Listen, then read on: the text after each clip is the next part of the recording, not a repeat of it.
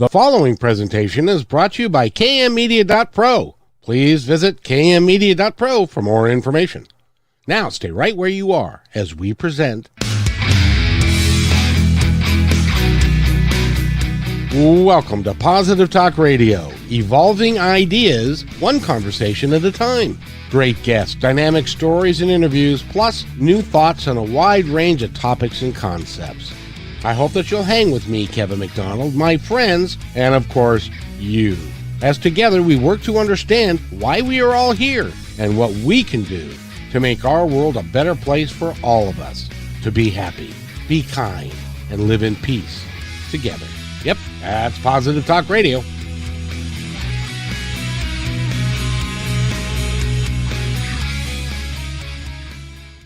Radio again for another episode. This is so cool that we get to do this. And I tell you, Reverend Rob, I don't know what it is that you've done, but you've done a something. You've done a something. I've done a something. What do you mean? I'm trying to stay with you, Kev. But you brought your tribe along with you. Yeah, I did. Really cool. I did. I'm waiting for them to start popping in. They were in the other show. More and more will come along. This kind of threw them. They didn't, they weren't used to this time slot or whatnot. So I want them to get used to seeing us a lot more. And we are. So Gemma, we call ourselves the Barefoot Bangarang Tribe. You will hear me yell Bangarang. You will see my people typing in Bangarang or whatnot. And if they call in, you'll hear them say it. We believe in what you put out is what you get back. Bangarang from the movie Hook. But we also are very big about reclaiming our magic, gratitude, understanding where that comes from. So once we reclaim our magic, we can find our wings and we can fly. So, there comes one of them now. Deborah, welcome back in. Glad to see you. So Bangarang. So that's the whole, the entire movie of Hook is all about rediscovering what you were. I remember that magical scene where the little boy grabs Robin Williams' face and he goes, "There you are, Peter." Yes. Yes. If you you look at that movie from a whole different standpoint, there is a very spiritual reference to finding our magic, being present, being here, living our life. Don't get me started. Don't get me started. I think that's the whole point. We're supposed to get you started. Yeah, well, but once I do, it can be bad. It can be ugly. So you wind him up and you get him going, and he just goes. But that's really cool. But Gemma, we had a great time when you were here on Monday, and I had to have you back because I wanted to make sure that you got onto YouTube, and which is where we are today. And we're on the Tarot with an Attitude channel. We're on Positive Talk Radio channel, and a couple others, and some Facebook channels and all that kind of stuff. So we're going worldwide. And the last hour, we had people from England and all over that checked in with us, and so it was great fun. I think it's Indigo that just popped in. That she said she was from Wiltshire, I believe it was, or whatnot. I knew she was overseas, but I couldn't remember where. So, but there we go. Yeah. So Indigo, welcome. She always, man, you talk about somebody who's got some positivity, and I love that whenever she's in the show, it's just going to shine. So thank you for being here. Deborah, you too, whatnot. So Kevin, for my people's sake, tell them something about Gemma, or Gemma, you tell us something, because they need to know why we're talking to you. Okay. You want me to go, Kevin? Yeah, you go, girl. I will. So my name is Gemma Rayne Fountain, and by trade, I am an Integrative Nutrition Health Coach and an exercise physiologist. And so I've been health coaching people for 20 years, maybe a little bit longer, actually. Since she was 5.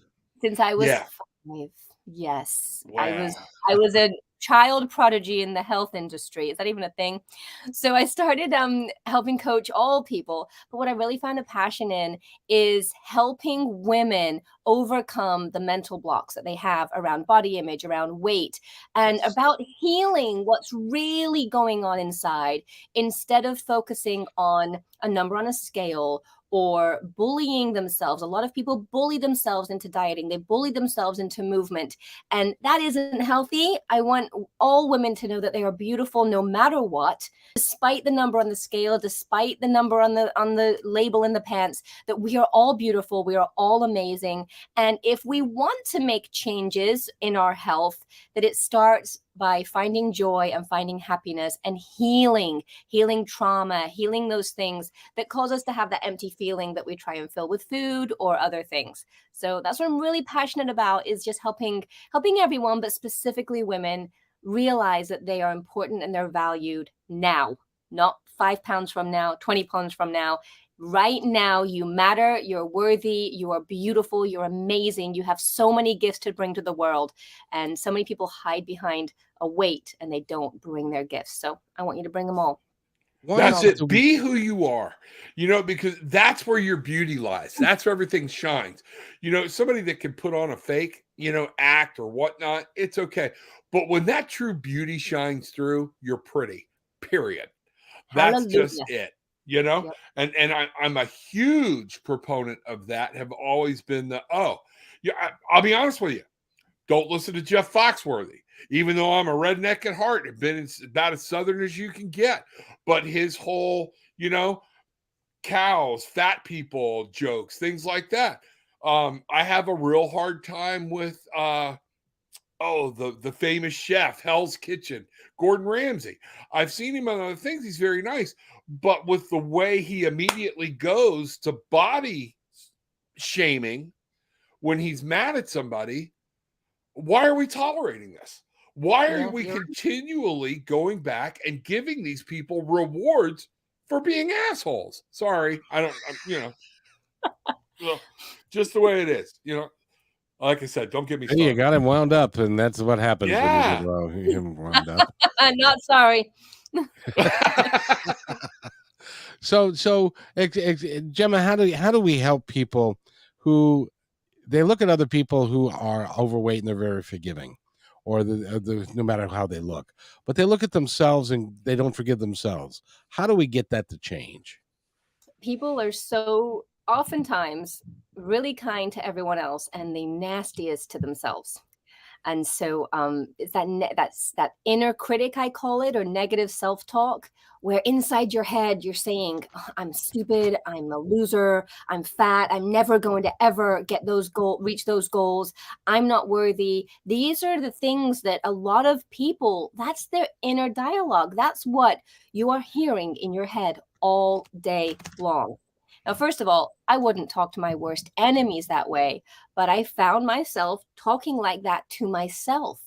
So I was treating myself worse. Amen. I would treat someone who had really hurt me or injured me or, done something terrible.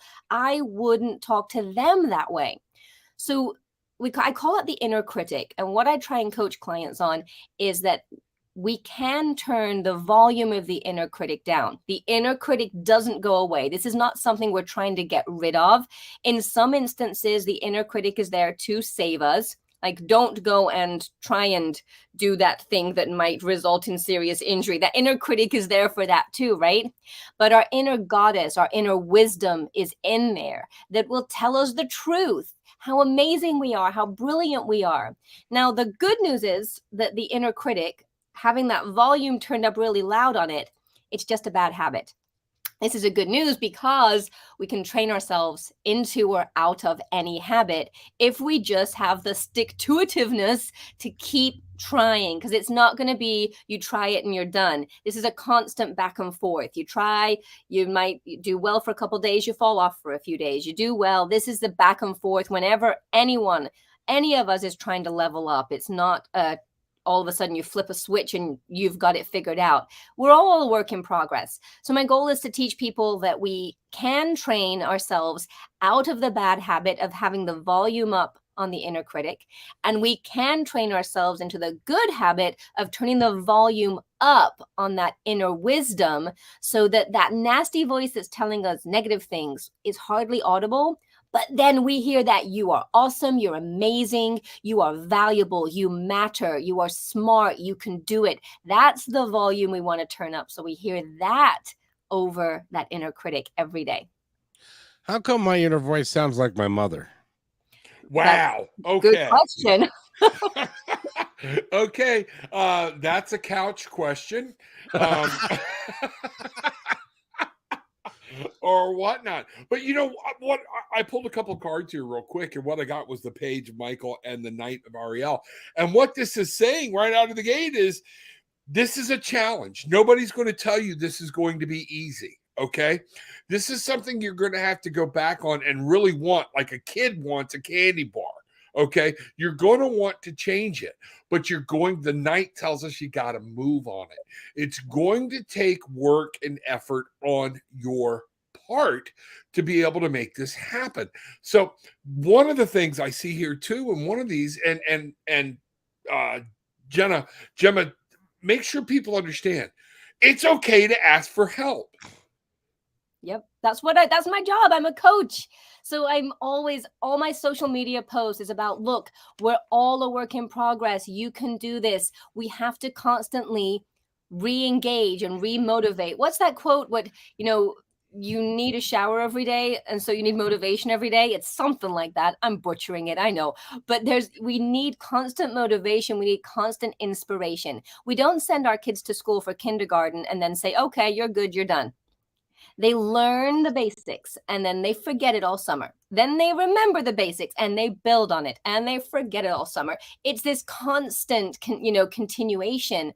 This is how we learn. And I think a lot of times we are super hard on ourselves, and logic, the smartest people in the world that I know do this too. This isn't about smart or not smart. It's just about human nature.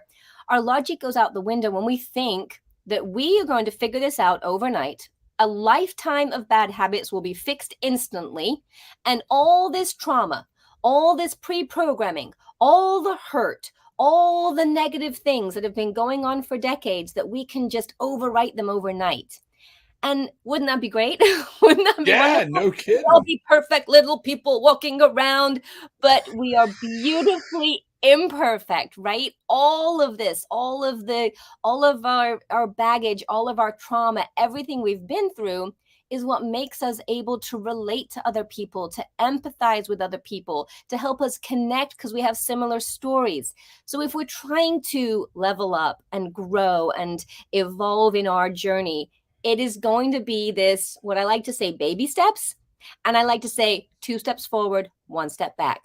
2 steps forward, 1 step back. And that is normal. You might do well for a month and then do not so well for 3 months or a year because something else is going on. You're stressed. You've got worries. You're overwhelmed with life. And then you allow yourself to heal. And then one day when you're ready, you try and level up again. This is normal. You're not broken. There's nothing wrong with you. That is exactly how it's supposed to go.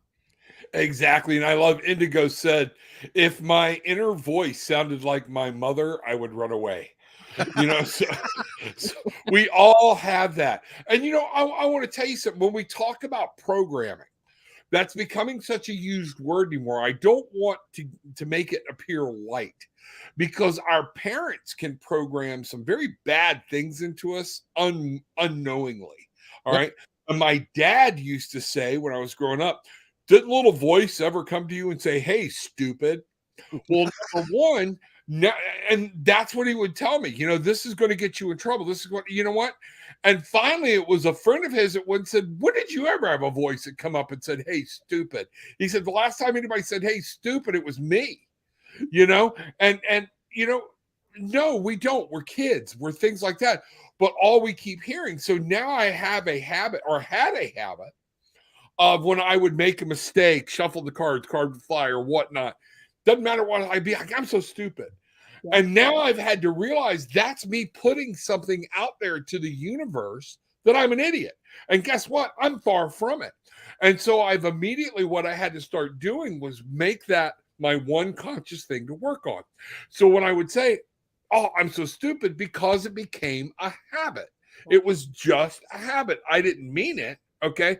But I would literally then turn around and say, no, you're not. You're quite intelligent. We just made a mistake and I have to figure out how to fix this. Okay. Spirit, please give me guidance. And people need to know you're not stupid. You're not ugly. You're not, So But some thank of you us, for doing.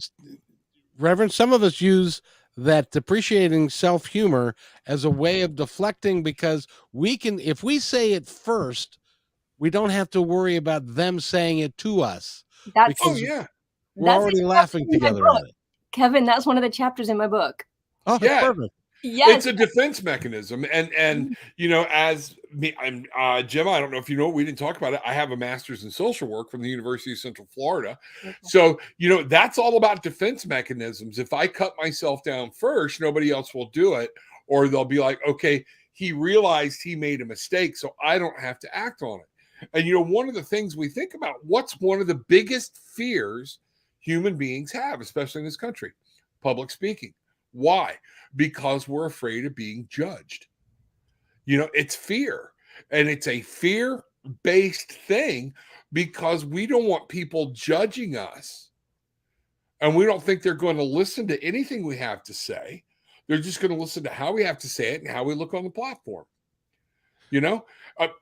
I used to be in church singing. I have a vocal music background, Kevin, which you and I haven't even talked about. And you want to talk about somebody not hiding behind a microphone? Kind of hard to do. All right. But it is one of those things where once you realize I have something to give, you can do it. Yeah. And also, whenever you're saying those negative things, that's what you're telling the universe. You're telling the universe, Bangarang. people, and you're telling yourself. And even though part of you can be like, you say, I'm so stupid. I know I'm smart. I know I'm not stupid. You're still hearing it. And, like you mentioned, children, if you tell a child they are stupid, they will believe they are stupid. Yep. And I'm grown up. I know better. No, we all have an inner child inside who is hearing every word we say to ourselves. Everything we hear, everything we see, everything we feel is forming and impacting that inner child, ourselves, us now, and that inner child inside. We're being influenced by everything. So what your words are so powerful inside your head and spoken out loud. And if you are less fearful than you were a couple of minutes ago, I implore you to give us a call at 206-408-1395. This is new. We are coupling several different technologies together so that we can actually take calls for Gemma, and you can reach us, and you can talk to her. You can talk to Reverend Rob. You might even want to talk to me. It'd be like talking to Reverend Rob, but it doesn't matter. So you give us a call at 206-408. You see the number right there on your screen. So you can't say that I didn't warn you. We need to check it out. And just because you're watching on YouTube, that's a beautiful thing. We're doing a groundbreaking thing here. When have you ever had a call-in show on YouTube? This is cool. This is really cool. Greg says that the trauma in his life has given him compassion for people's struggles. And I'm glad that has happened, Greg, because a lot of people, it turns them the other way.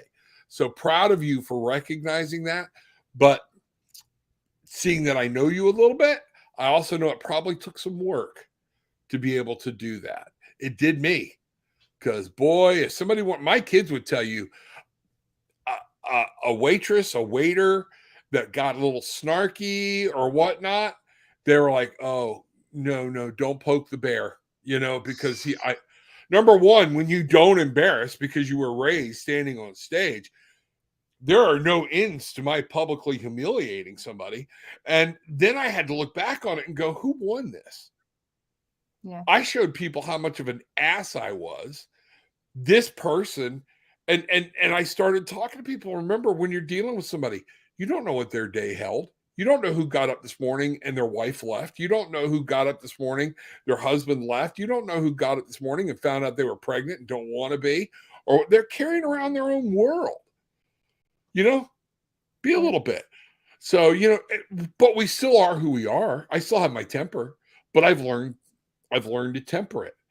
And one of the nice things is it's kind of like, break glass in case of emergency. I'll let them out. And I always throw some warning shots. Really, you don't want to do this with me. I promise you. Okay. It's not going to end well. So I'm going to let my wife take over from this point on in. And when she says go, just prepare to be embarrassed. So I literally, don't tell me that people can't change. You can change. Everybody listening to this, you can change the way you think, the way you react, and particularly the way you think about yourself. So if That I can, is if I can power. share a story, I grew up with being called stupid, gormless, which means moron. Cat piss was a nickname. Oh, So that's an icky one. that one's a nice one, isn't it? And I was called stupid girl. And so to be a little girl growing up with that being told to you day in and day out is traumatizing. Just talking about it, my body temperature goes up mentioning it right now, despite all the healing I've done and the therapy I've done. Whenever that is in you, it is there. So I've had it, I've been on a journey where I've been great and in control and feeling amazing and feeling, confident. And then things happen in my life and I've gone back down to not being confident, not sure of myself, figuring it all out. Well, one of the times where I was at one of my lowest lows, I started going to therapy. And I remember one of the things we talked about, my therapist asked me to write a list of all the reasons why anybody in the world would want to hang out with me. Now, at the time, I was teaching Zumba classes and I had 350 people in my classes. I was like a superstar in the city where I was living. To the outside world, I was this joyful, vibrant, so amazing person who knew everybody, had tons of friends. I didn't have those close friends I would ever open up to. So the therapist said, write a list of all the reasons why anybody would want to be your friend. And over the course of the week, I had a piece of paper and I couldn't write anything. So on the way to the therapy next week, I wrote one thing down just so I didn't have a blank piece of paper. I walked into counseling. I showed her the list and I realized that there is this young woman who has so much to offer and so much to give, who cannot think of more than one reason why anybody on earth would want to spend 5 minutes with her. And I realized that young woman was me. And that was a huge, huge eye-opening moment. And from there, I decided I was going to learn to love myself. I was going to silence the inner critic, and I was going to see what other people saw so that I could honor that and I could exude that out in the universe. So that was, that was about, I'm going to say 12, 13 years ago. I'll tell you what, if you asked me now to write down all the reasons why anyone would want to hang out with me, I'd have to get more paper. Good for you. We'd be here for a long time. So to go from not being able to figure out one thing to now knowing all the reasons why I am an amazing human being, I wanted to share that story because to go from there to where I am now, it is possible. It is possible for anyone and everyone if you put the intention forward. So I think sometimes people think, well, I won't get there. I'm not like that person. I don't have that. Thing is, you've got something. Everybody does. And if I can go from a list of one thing that was fake to now pages and pages of why everyone should want to be my friend, there's hope for everybody. I agree. I pulled a card while you were talking through that story, and the card I got was actually the Nine of Wands or Nine of Gabriel. And the very first words on this card, stay determined and move forward. It is a fight. Like we said up front, we're not trying to tell anyone this is easy. But you have to say, I'm going to make this change. I see it in me, and it's birth. No birth. I keep telling everybody 2022, a breakthrough year because of the 6. Childbirth, death, rebirth. When is birth of anything ever easy? And a lot of times we need to be reborn in who we are. Is at that point that the body stops having a physiological response to past events. Beautiful. And you know what? That's true.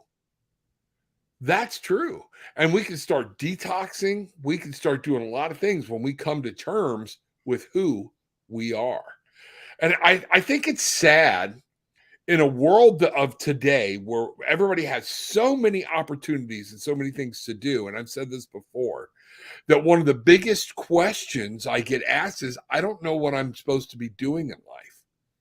And in this day and age, that's a step backwards, because years ago, people knew their purpose. Whether it was the right purpose or not, they would tell you their purpose. Okay. Now they don't even know. And first thing I'll do is ask them and say, what do you like to do to have fun? And they don't even know. They become so involved in other people's things and other people's lives and their kids' lives, they've forgotten to live their own. Do you see that as a contributing part, Gemma, to some of this not moving forward? Something that, actually came up in a wonderful conversation I had this morning, is you said, what am I supposed to be doing? And our culture is so caught up in the doing, but and you may have heard this before, we are human beings, not human doings. And you can literally do nothing and you still matter. You are still worthy. You are still valuable. You are still lovable. Doing things doesn't change any of that. It doesn't make you more lovable or more important. You're important just by being. And so I think that is important, that people think they got to check off the accolades and do all the things to be valuable. You're valuable now. You matter now. And then everything else is just, if you want to do it, I want to do this, or this is going to help me reach that goal because I want to do it. That's when we change our relationship with our goals, because we're feeling guided to it. We're feeling compelled. It's something we really passionately want to do. And then it becomes a really beautiful reason for the doings, not because you're trying to find worth. Right. It's that be, do, have paradigm, which what we do is we in a lot of cases, we think that if we do something and we do it well, then eventually we'll be happy. But that is exactly the opposite. If you be happy, you will do things that make you happy, and then happiness will be yours. I agree with that wholeheartedly. It's one of those things, and I constantly remind people that are spiritual teachers and new to, I'm not talking about being woke, I'm talking about waking up, enlightenment, things like that. We think we're helping so much, and you have to be careful what you're actually telling people, where if somebody is there and they don't know their purpose and you're going, what's your purpose? What are you supposed to do? You were given a special thing. And I've heard more spiritual people hurt people unknowingly trying to do this. You've got a message to give, rather than understanding one of the things we're here to do is to be, enjoy our life, be here, be now, let life go through it, live it, go be present. And that's part of what we're here to do. We don't all have to go out and cure cancer, save the world, give a beautiful speech. But sometimes we just need to walk into a store and be that person that has that spirit. I've told people before, I challenge people to say something nice to a stranger, because you never know where that person is heading, where they're coming from, and how one statement could literally save or change their life. And it's so important. You mentioned, that change isn't easy a few moments ago. Mm-hmm. And is it easy to stay unhappy? Is it easy to stay in a place where there's more and you want more? There's no easy. There is no easy. Staying stagnant and unhappy is not easy. And so it's all hard. Being somewhere and wishing you were somewhere else, or doing the work to get to that place, they're both hard. So you have to pick your hard. And, my theory is life isn't designed to be a cakewalk. Life isn't all sunshine and rainbows and butterflies. There's a lot of sunshines and rainbows and butterflies, but life is good. Life is bad. Life is birth. Life is death. Life is rainbows and butterflies. It's also storms and lightning. This is life. This is normal. And so there's no I'm down on my luck. All these bad things are happening. Of course, bad things are happening. Bad things always happen. This is life. This is normal. So where are you going to dwell? Are you going to dwell on the bad stuff that is going to happen no matter what?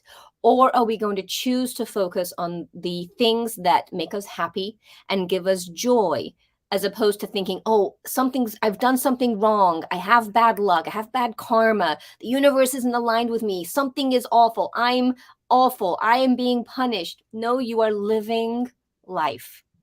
And life is someone pulling, you helping someone with a flat tire, and life is you getting a flat tire. That's the balance. Exactly. Exactly. And if you approach things like I was telling Rob before, and I think I've told you too, I was a bus driver for 12 years in Seattle. And being a bus driver in Seattle is a challenging occupation, to be sure. Bet it is. And well, Rob was a cop when he was younger. And so, he used to come and save people like me from the people on the bus and stuff. So, but it was, you have a choice, and you can approach it as it's going to be a great day, and you're going to positively impact as many people as possible, and your bus will reflect that, and the energy that is coming out of the people on that bus will reflect that. Or you can be, excuse the expression, an asshole, in which case everybody's going to reflect that back to you, and then your day is going to get worse, and then it's going to be, and so it's a choice that you get to make, and you get to make this choice every day regardless of who you are. And Rob's absolutely right. If you can't smile at somebody, it may be the only smile they get all day. Right. And it may be that some horrible things have happened to them, and they're taking it as being a horrible thing rather than, oh well, it's a learning experience, and I'll get through it, and it'll be fine, and stuff like that. So is that the right attitude to have, Gemma? I think it's, not to negate or discount bad stuff. Bad stuff happens, and it can be heartbreaking. It can cause us to need time to heal. It can cause us to need time to just go into our cocoon and stay there. And, this is normal. Some things are terribly traumatic. So I'm not trying to discount that. However, it is, again, it's part of life.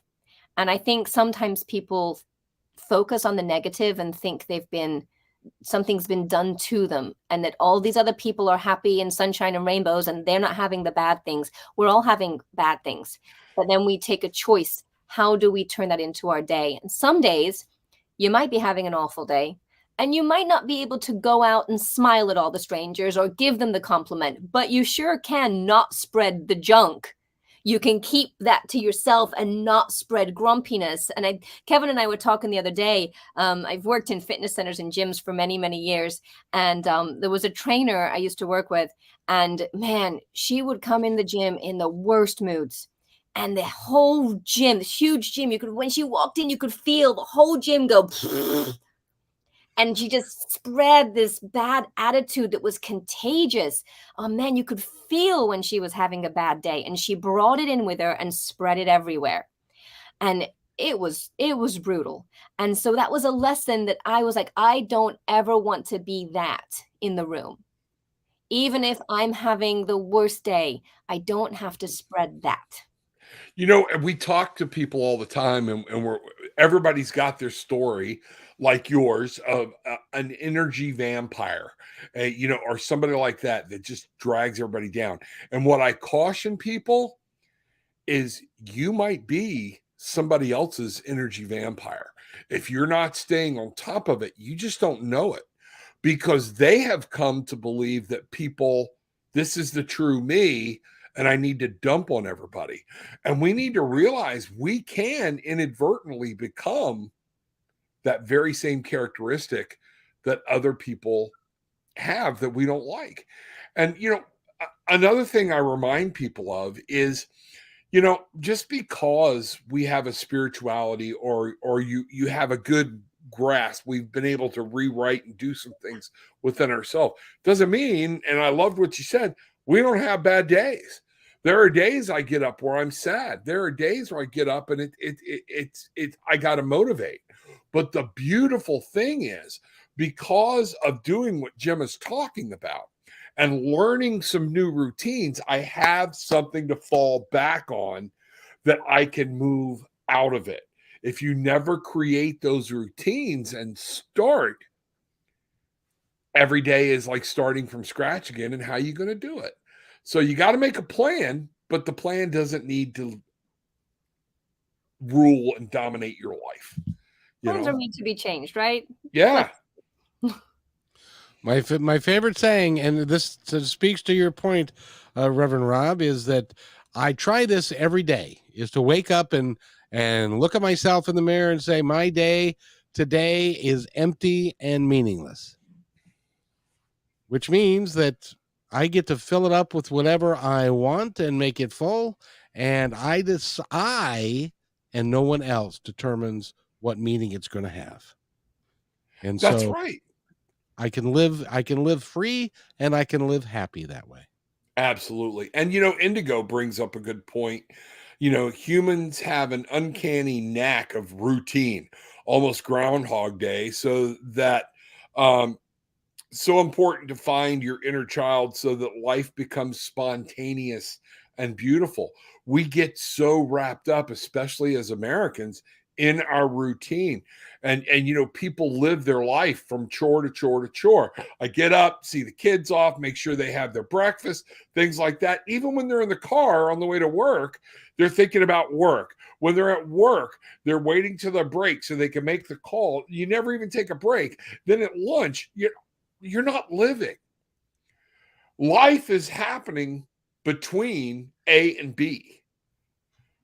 And turn the radio off. Look out the window. Roll the window down. Fresh air. Enjoy what Spirit, God, the Mother, whatever you want to call it, has given you. Because you're passing miracles every day. And we're not even paying attention to them.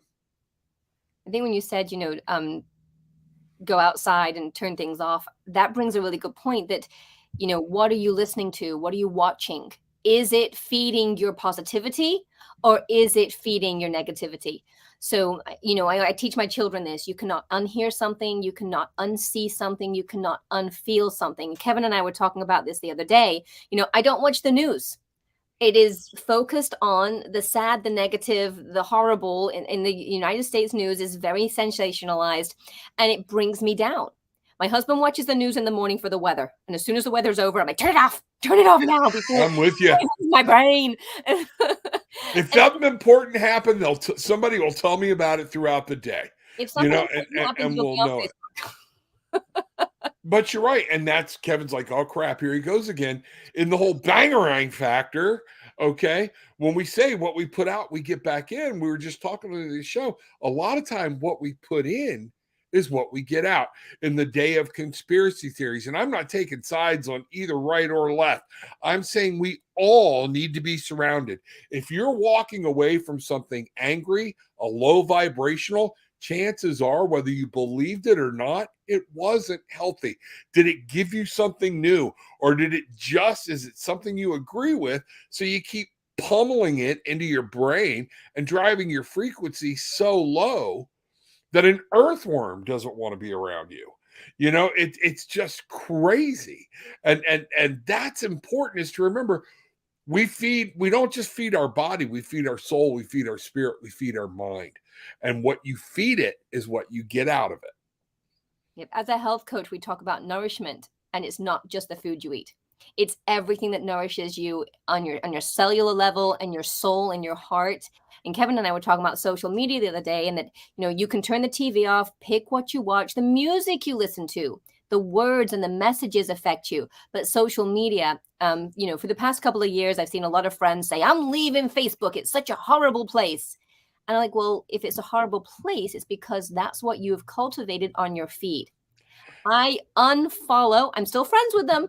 I unfollow so many people. And so that when I go to my social media, it is full of kindness. It is full of motivation, inspiration, puppies, lots of puppies, dancing, laughter, more puppies, and anything that's going to make me feel really good, so that when I'm scrolling, I am inspired, I am lifted up, I am joyful. And you have the power to do that with every single thing you watch or listen to, your social media feed. You don't have to follow all of your friends. I disagree with a lot of my friends. They are still my friends. but I unfollow them so that I don't see their rants and their posts that make me sad or disappointed, so I don't follow them. I'm still their friend. I just don't see all their stuff. So there's a way to do it without having to block everybody left, right, and center, but cultivate where you're going every day. You're going to go scroll that screen. Make it something worth your time that is going to help you reach your goals, help you feel inspired to do that. And you know what? Sometimes it is okay to unfriend somebody. You don't have to do that with anger. You don't have to do it. But there were certain people like, I never see you on Facebook anymore. Well, I'm there. There's a reason you don't see me on Facebook. And one guy asked me one time, this is while I was getting a handle on my sarcasm's a birth defect for me, so I can't help it. And he's like, why don't I ever see you on Facebook? Because I really didn't realize you were as stupid as you are. And I can't be around that. It's just all that low. And I love you. But no, if you're going to follow this path, this is everything that's coming out of you, bro, we got to part ways. And it's okay to remove people from your life. It doesn't have to be done with hate. If they are not serving your higher purpose, when you see the phone ring and you all of a sudden get a feeling of dread, that is your intuition, that is your gut telling you, what role does this person play in my life?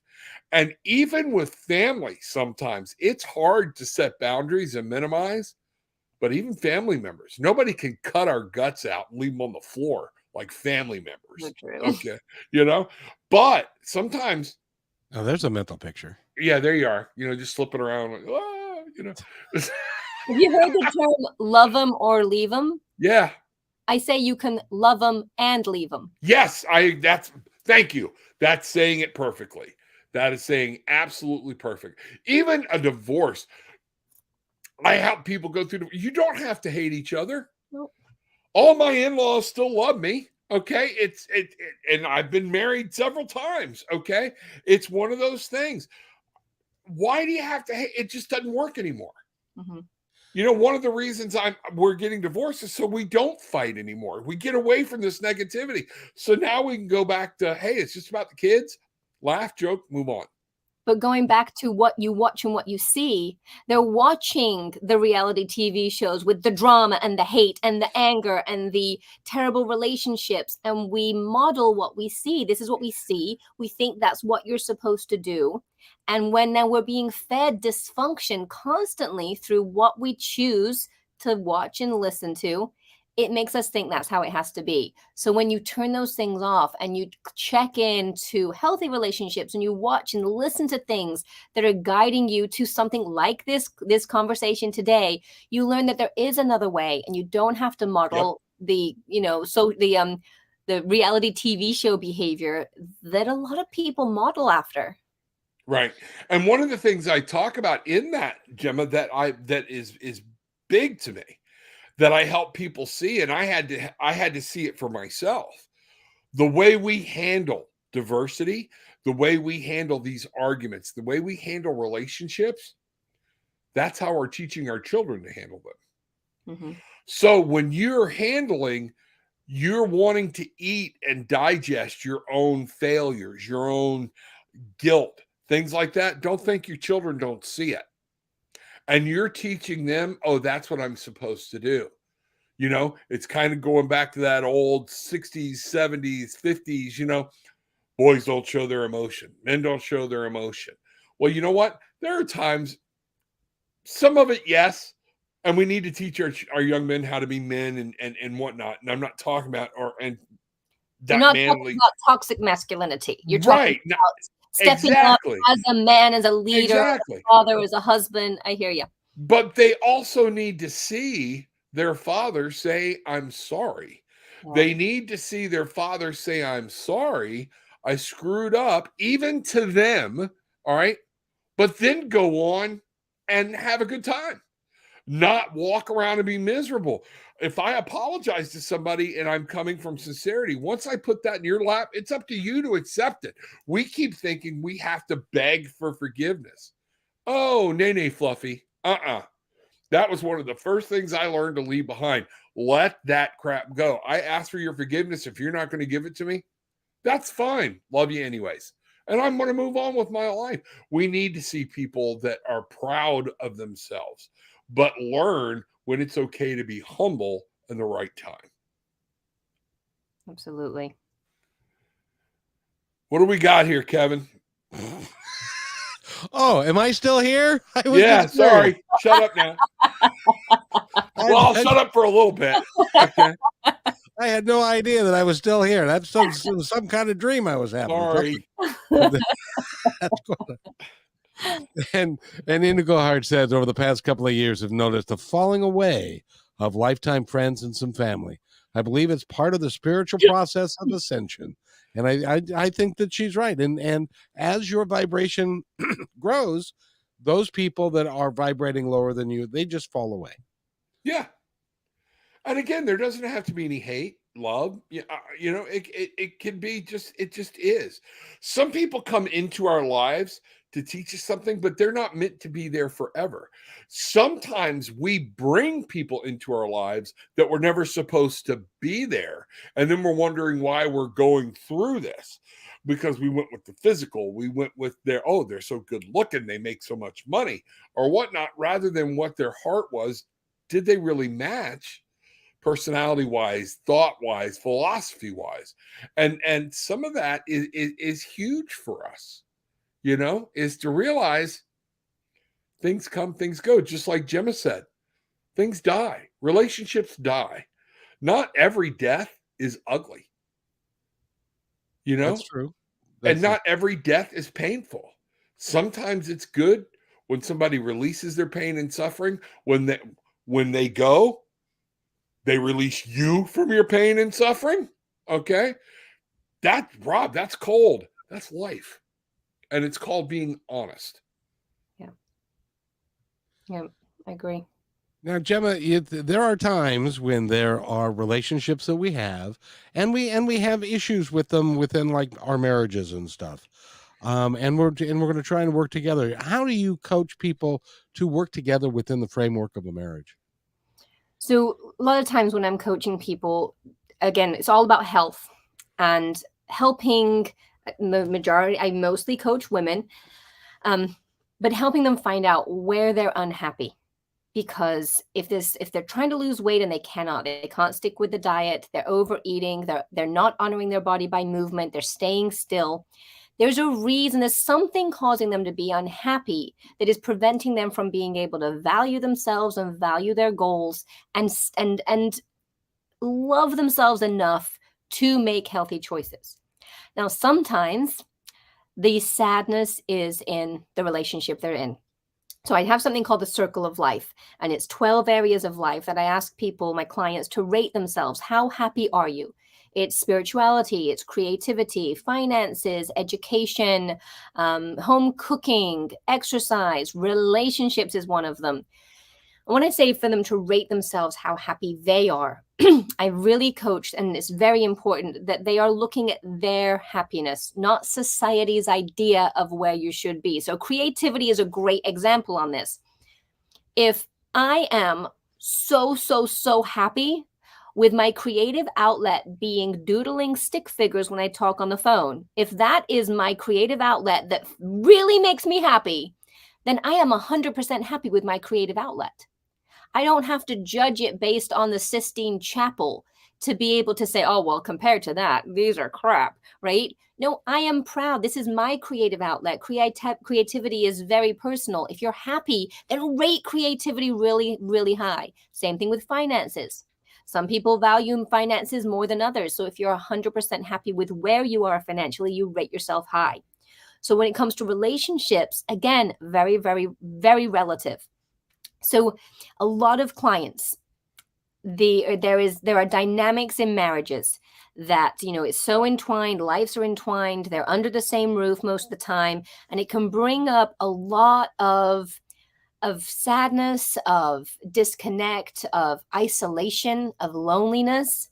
Now, I try and coach people to work on communication, go to group counseling. But at the end of the day, after we've tried to get the other party on board, at the end of the day, I coach people that you have that inner knowing. You know what the answer is to your most pressing questions without ever having to think about it. And it's that feeling deep in your gut, that solar plexus feeling where you know what you're supposed to do. When you turn off the noise and you ask yourself, should I stay or should I go? What am I supposed to do? And, I'm all for trying to make it work. But when you know that is never going to make you happy, that you're not meant to be together, that it is not aligned. And I have, clients who, well, I'm going to stay because of the kids. Oh my God. Don't get me started. My parents stayed because of me, and it was miserable for years. I was like, please get divorced. This is miserable. Walking in I did the same thing at 17 in the vestibule of a church. Please get divorced. I was 17 when my parents got divorced. Yeah. Yeah, walking in the house was toxic. You could feel the sadness and the desperation. It was horrible. It was like dripping off the walls. And the day the day that my dad moved out, it was like a huge deep breath. And so don't stay because of the kids, because you're modeling relationships. You're modeling how to handle things. And if you're staying in an unhappy spot, I'll tell you what, you cannot hide anything from your children in a house. No matter how you think you are, they see everything, they know everything, they hear everything, they know things aren't right. So don't ever stay because of the kids. Leave and show them what a healthy breakup can look like. Show them how. That gets back to my statement that we were talking about. You are showing your kids that because your kids had to come first, so you have to be miserable. And no, I don't want to teach my kids that. No, right? I want to teach my kids, you deserve respect. You deserve love. This relationship came to an end. Sorry, dad loves you. Mom loves you. We're still your parents. Okay. But that whole no, because mine didn't, because he was a Baptist preacher. All right. And God forbid they get divorced. It's ungodly and everything. Blah. Okay. And then we wind up living next door to each other. Holy crap. Oh my God, it's dragging people down. That's probably why I've been divorced, because I'm just like, I'm not going through this. I'm not putting my kids through it. And all my kids are in great relationships. They're healthy. They're doing good. They're moving on. I'm proud. You don't, folks, listen to this woman. Okay. She is telling you, you do not have to stay together for the kids. That is a pre-programmed idea by a very masculine-led religious belief. I know people are going to get pissed at me, but that's just the way it is, okay? So you don't. Everybody gets to be happy. Do give them a call, 1-800-GOT-ROB. I don't know. Tara with an attitude.com. Around to health.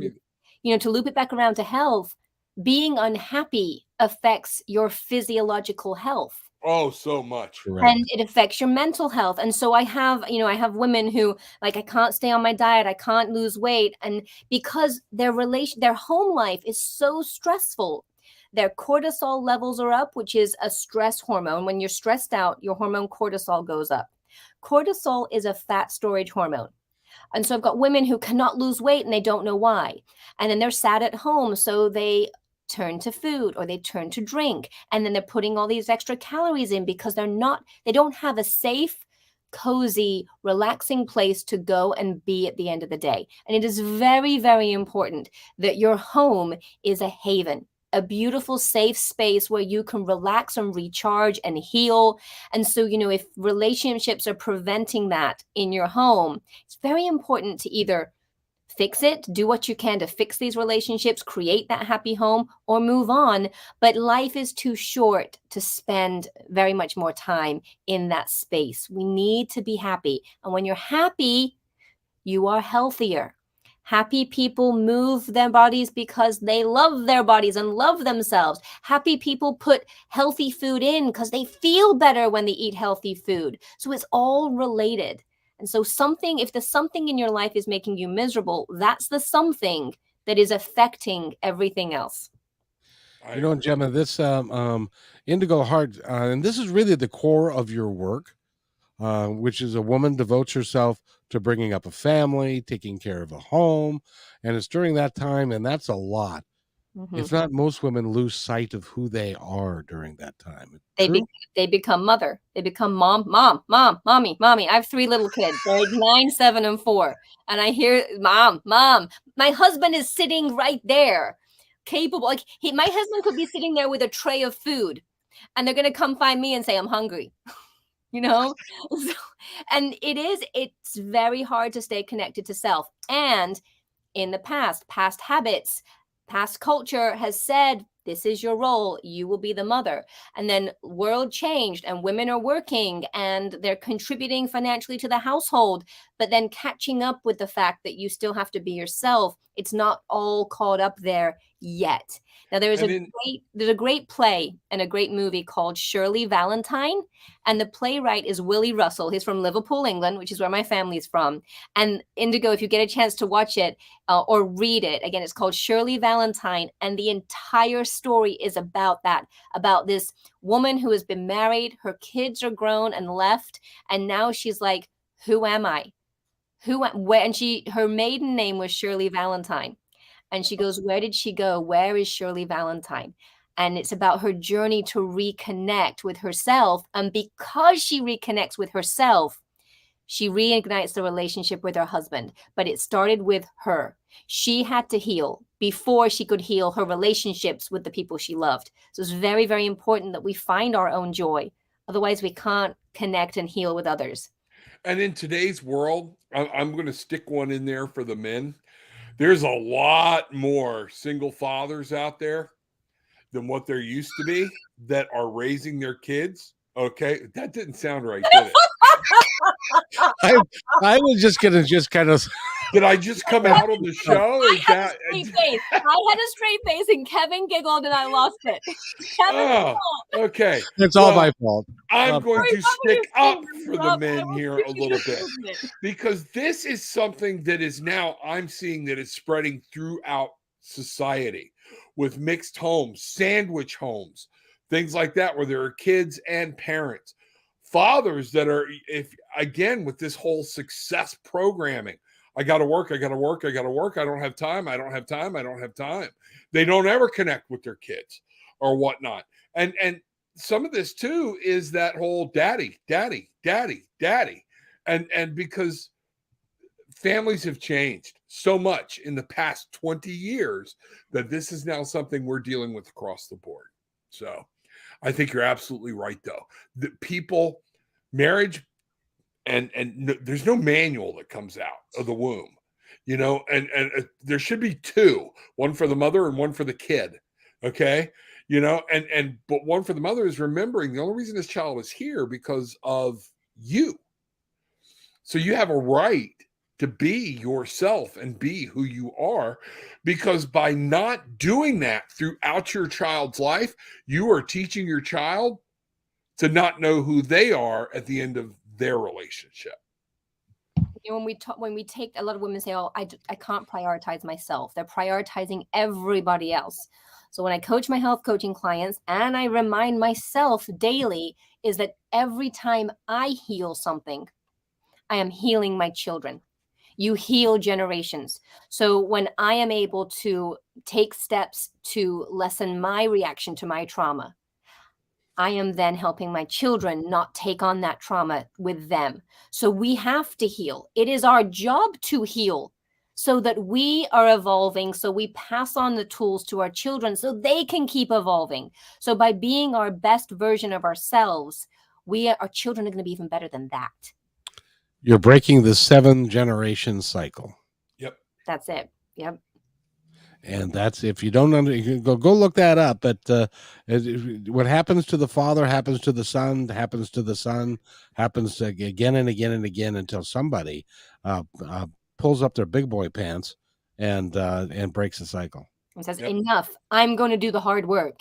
Because it's hard either way. It's hard to stay stuck and it's hard to get unstuck. Pick your hard. And when you say, I am going to do the work, not just for me, but for everybody I love and everybody who loves me, and to help my children do it better. Because a lot of times women need more reasons to focus on themselves. So if I can say this is good for your kids, all of a sudden there's a little more motivation for them to prioritize themselves, because they can go about it in their head in a way, well, I'm prioritizing me, but really I'm still prioritizing my children. And so they can do it psychologically to focus on those needs, because in their head they're doing it for their kids, until they get to that point where they can say, no, I'm doing this for me. But everything is baby steps, right? Yes, indeed. Reverend Rob, we're going to honor Gemma's time. I promised her that we'd have her out in about an hour, and that's about an hour. But do you have anything else you'd like to add before we let this fine coach go? And then we're going to get your information out again, Gemma, before we go. Yeah, real quick. What time did we say for tomorrow with the Tarot with an Attitude show? Was that 9 your time, 9 a.m. your time? Or no. That sounds early. There's only one thing that I do at 9 a.m. my time, and I'm not going to tell you what it is. Okay. It'd be like working out, right? Exactly. I'm actually watching people work out. I enjoy that much more. I have much more success with that. No, I'm kidding. No, I'm not. I think we were going to do 10 o'clock my time, 1 o'clock your time. All right, that sounds good. 10 o'clock your time, 1 o'clock. So they were asking about more shows or whatnot. So tomorrow morning, 10 o'clock, it will be a tarot-focused show. Get ready. Make sure you're calling in or whatnot. But then I need to let my people know that are new to this at 3 o'clock my time. So that would be noon Pacific time. Kevin and I will be live on KKNW. And you can go to 1150kknw.com. Now it's going to say listen to a show. Don't click that. In the bar there is a thing that says listen, and then you can do a drop down to listen live and how you want to do it. So that there's going to be those two shows tomorrow, and then I've got the my mindfulness course tomorrow night at 8 p.m. on Ascended Masters store. Go check that out. And then my wife and I will be back at it Saturday morning. Reverend Rob. Yes, ma'am. Before we go, can you give me a card? Sure. Yeah. Love it. I'm like Carl Malden. Oh, I'm going to give a commercial she's never seen because of her age. Never leave home without it. Okay. So that was a cell phone commercial, right? Huh? That's a cell phone commercial, right? Yeah, no. Okay. That was cell phones still weren't even in existence then. Okay. There was a guy named Carl Malden, and he was an actor, and he did a commercial for American Express. I remember it. I remember. Do you? Yeah. You're not old enough to remember that. I'm older than you think. Oh. Well, Kevin, you keep bringing on all these older, pretty women. We had the one young lady before this, and if she's older than we think, y'all are doing it right. Let me tell you. She was 70. Yeah, 70. How old I am. And I would have guessed her as younger than me. I'm 30. I know look better. At what I've done. I know better than that, Gemma. You've got preteen children. If you were 70, that means you were. Never mind. We're not. That would be a scientific phenomenon and a whole other topic for the show. You could make a lot of money. That would be another book for you. It would. Gemma, what I've got here for you is the first off is the Empress. You're doing strong. You're growing. You're bringing new people out. This is almost like giving birth for you and helping people grow and become and do. The King of Ariel, the next two cards are actually Ariel, which are the physical world. They would be pentacles in any other deck. So this is talking about you're trying to help people and make sure you are taking charge of your physical world around you. But there was at some point, I'm also picking up some type of not father figure. There's somebody that's giving you advice and it might be a spirit guide or whatnot that is a older gentleman or somebody that's played that part in your life. But this is about you taking control. You're learning to live both those roles. Does that make sense? Mm-hmm. Okay. And then finally, it's the 9 is there, and I'm going to show you this card because it just says it all. Okay.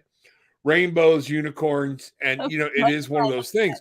You're on your right path. You are manifesting what you want, and that people need to be seeing that and understanding you're on the right path, right journey. You're doing a lot of good things and you're living the life you want. Lovely. That's awesome. Thank you, Reverend Rob. You're welcome. I'm never going to pass up a chance for a reading. I'll tell you that. Love it. Can I give you a reading? I don't know what I would do, but I could read a book. That would be good. No, yeah, you can plug the book. How about that reading?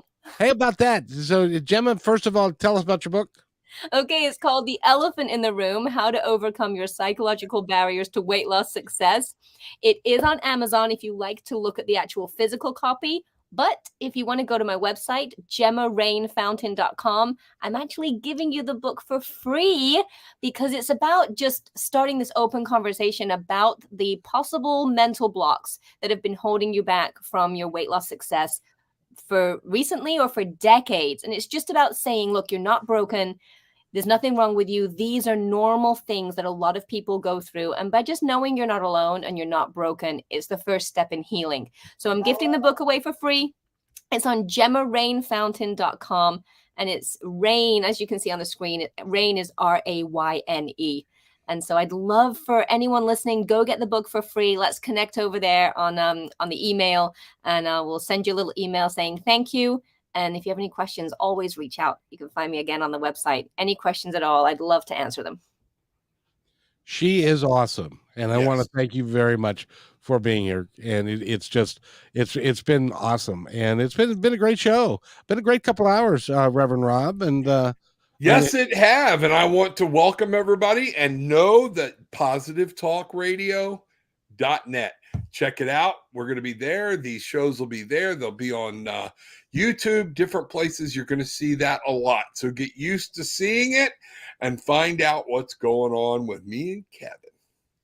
Yes, indeed. And one of these days, I'm going to learn how to get in a word in edgewise most of the time. But it's a great deal of fun. You know, I've been doing shows solo for so long. It is just really fun to wind somebody up and just let them go. The visual of like the wind up toy and it works for me. And you know, we're very, very similar in other than the fact that I don't have a temper. I'm mild and mannered, and nobody ever pisses me off. Unlike, well, that's not true. But but we very are similar in what we think and stuff. So a lot of times it's just like in appearance. Yeah. Well, look similar too. That too. Yeah, except the thing is, he looks like me because I'm older than him. Well, you both look great. And it's been an absolute joy talking with you both.